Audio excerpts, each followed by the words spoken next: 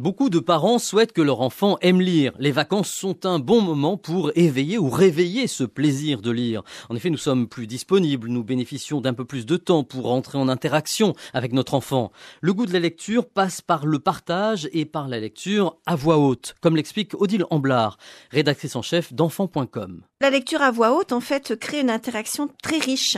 D'abord, on partage le plaisir de s'échapper du monde réel pour entrer ensemble dans un autre monde, grâce à la musicalité des mots et grâce à la force du récit. Et aussi, on partage le plaisir d'être côte à côte, un plaisir souvent d'autant plus fort qu'on a connu ça soi-même enfant et qu'on souhaite le transmettre. Mais on n'est pas forcément, en tant qu'adulte, doué pour la lecture. On n'a pas tous pris des cours de comédie, par exemple. Non, mais c'est pas parce qu'on n'est pas comédien qu'on sait pas lire à voix haute. Et puis, je crois que les parents n'imaginent pas qu'il y a un réel plaisir à raconter une histoire à voix haute, parce que l'enfant se met dans une position de captation de la voix d'adulte.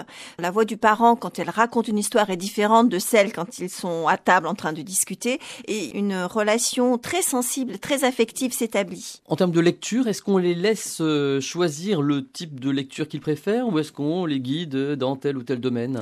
Alors moi, je dirais que se laisser guider par son enfant, c'est vraiment lui montrer qu'on l'autorise à nous faire découvrir des livres qu'il aime ou qu'il a envie de lire, et c'est une manière de lui faire sentir qu'on a envie de rentrer dans son monde et qu'on donne de la valeur à ce qui l'intéresse. Même si potentiellement pour nous, ça n'est pas très intéressant. Voilà, par exemple, il y a des enfants qui vont choisir un magazine de foot ou une BD.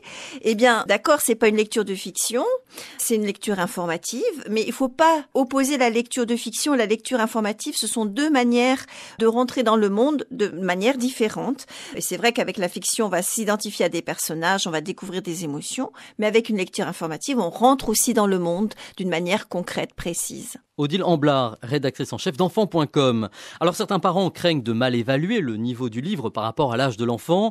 Bien entendu, on peut se faire conseiller par un bibliothécaire, un libraire. On peut aussi se faire confiance parce qu'un enfant ne comprendra que ce qu'il est capable de comprendre. Rappelons également que les enfants ont besoin d'exutoires pour toutes les pulsions qu'ils apprennent à contenir en grandissant et le livre joue pour cela un rôle précieux.